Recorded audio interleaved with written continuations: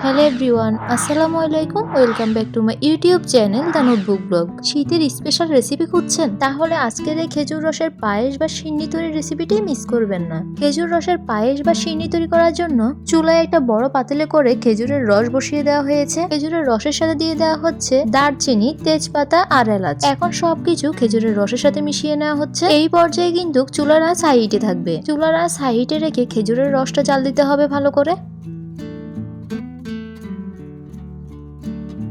বেশ কিছুক্ষণ রসটাকে নেড়ে চেড়ে এখন ঢাকনা দিয়ে ঢেকে দেওয়া হচ্ছে। ঢাকনা দিয়ে ঢেকে চুলার আঁচ হাইটে রেখে খেজুরের রসটা ফুটিয়ে নিতে হবে।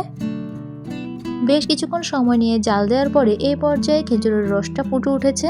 এখন ঢাকনাটা সরিয়ে আগে থেকে ধুয়ে রাখা চিনি গুঁড়া চাল দিয়ে দেওয়া হচ্ছে খেজুরের রসের মধ্যে।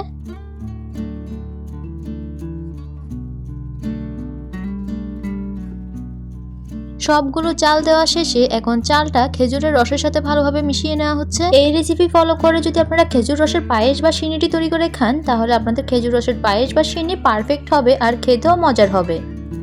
এই পর্যায়ে খেজুরের রসের সাথে দিয়ে দেওয়া হচ্ছে 1 চামচ পরিমাণ লবণ। আপনারা আপনাদের টেস্ট অনুযায়ী লবণটা ব্যবহার করবেন। এরপর আরো কিছুক্ষণ সময় নিয়ে খেজুরের রসটা নেড়ে চেড়ে জাল দিতে হবে।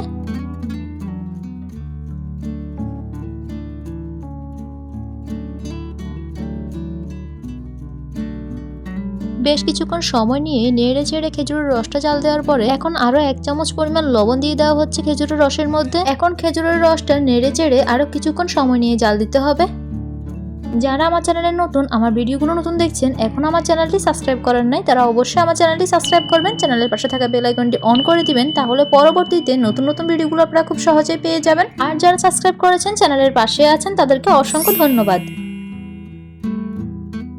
বেশ কিছুক্ষণ সময় নিয়ে খেজুরের রসটা জাল দেওয়ার পরে এখন এই পর্যায়ে যখন চালটা প্রায় সিদ্ধ হয়ে এসেছে, তখন এর মধ্যে দিয়ে দেওয়া হচ্ছে পোড়ানো নারকেল। নারকেলটা আপনারা আপনাদের পছন্দ এবং পরিমাপ অনুযায়ী ব্যবহার করবেন। নারকেল দেওয়া শেষে এখন পায়েস বা সিন্নির সাথে নারকেলটাকে নেড়ে চেড়ে মিশিয়ে নেওয়া হচ্ছে। নারকেল মিশানোর শেষে এখন এই পর্যায়ে সিন্নির সাথে দিয়ে দেওয়া হচ্ছে বাদাম। বাদাম আগে থেকে তেলে ভেঙে নেওয়া হয়েছে। এখন পরিমাণ মতো বাদাম সিন্নির সাথে দিয়ে দেওয়া হচ্ছে। আমাদের নোয়াখালীতে খেজুরের রসের এই মজাদার খাবারটাকে বলা হয় খেজুরের রসের সিন্নি। আপনাদের কার জেলায় কি নামে পরিচিত এই মজাদার খাবারটি, সেটা অবশ্যই কমেন্ট করে জানাবেন। এই পর্যায়ে বাদামটা সিন্নির সাথে মিশিয়ে নেওয়া হয়েছে। এখন সিন্নিটা আরো 3 থেকে 4 মিনিট পর্যন্ত জাল দেওয়া হচ্ছে।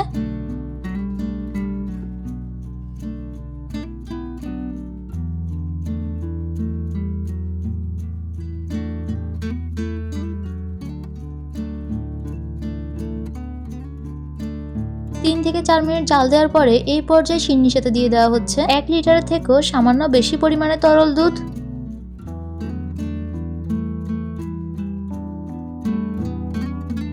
এখন তরল দুধ সিন্নির সাথে ভালো করে নেড়ে চেড়ে মিশিয়ে নেওয়া হচ্ছে। তরল দুধ সিন্নি বা পায়েসের সাথে মিশানোর শেষে এখন সিন্নিটা প্রায় 3 থেকে 4 মিনিট পর্যন্ত জাল দেওয়া হচ্ছে।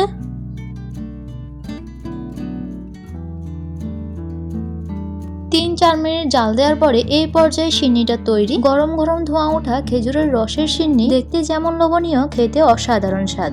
এখন চলুন আপনাদেরকে খেজুরের রসের সিন্নির পরিবেশনটা দেখিয়ে দিচ্ছি। দেখুন, খেজুরের রসের সিন্নি দেখতে যেমন লোভনীয়, খেতে অসাধারণ স্বাদ। এই শীতে এই রেসিপি ফলো করে এই মজাদার সিন্নিটি একবার হলেও তৈরি করে খাবেন। সম্পূর্ণ ভিডিওটি দেখার জন্য সবাইকে অসংখ্য ধন্যবাদ। সবাই ভালো থাকবেন, সুস্থ থাকবেন। আল্লাহ হাফেজ।